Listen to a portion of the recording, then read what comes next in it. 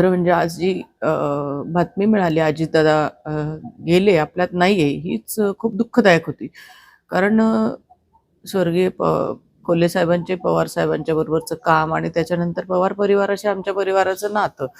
राजकीय काही असलं तरी एक कधीही व्यक्तिगत पातळीवर कोणीही टीका कधीही एकमेकावर केली नाही.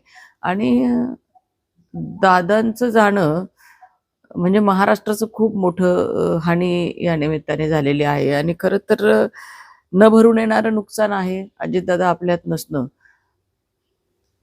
अतिशय दूरदृष्टी असलेलं नेतृत्व, शिस्तीचे दादा, अतिशय स्ट्रेट फॉरवर्ड, उत्तम प्रशासक, सहकार असेल, बँकिंग असेल, ऊर्जा क्षेत्र असेल, शेती क्षेत्र असेल, अतिशय गाढा अभ्यास दादांचा आणि सामान्य माणसाशी नाळ जोडणारा नेता.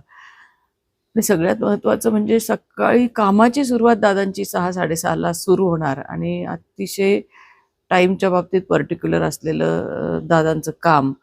त्यामुळे निश्चित अजितदादा जाणं हे संपूर्ण महाराष्ट्राचं न भरून येणारं असं हे नुकसान झालेलं आहे.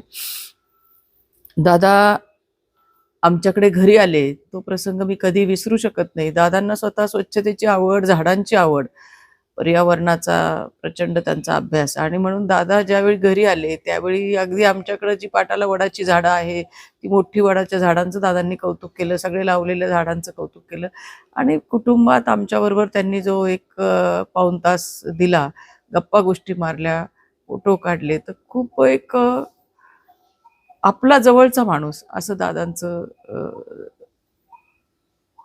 जाणं आजचं जे आम्हाला अतिशय परिवाराला दुःख झालंय. आणि विशेषतः काल विवेक भैया मुंबईला गेले, तर सीएम ऑफिसच्या बाहेर अजितदादांनी विवेक भैया, अरे विवेक काय चाललं तुझं म्हणून अगदीच आपुलकीने चौकशी केली आणि त्यांच्याबरोबर संवाद साधला. रानवड कारखाना कसा चालला, आपला कारखाना कसा चालला, क्रशिंग किती झालं, अतिशय आपुलकीने चौकशी केली. आणि त्यामुळं विवेक भैयांना एक खूप मोठं दुःख दादांच्या जाण्याने झालेलं आहे. तर दादा नाही हे मला स्वतःला सहन होत नाहीये की ज्या पद्धतीने तो दुर्दैवी घटना झाली ऍक्सिडेंटची, तर ती असं जाणं एखाद्या लोकनेतेचं अतिशय दुःखद आहे. आमच्या कोल्हे परिवाराच्या वतीने आणि संजीवनी उद्योग समूहाच्या वतीने भावपूर्ण मी श्रद्धांजली अर्पण करते.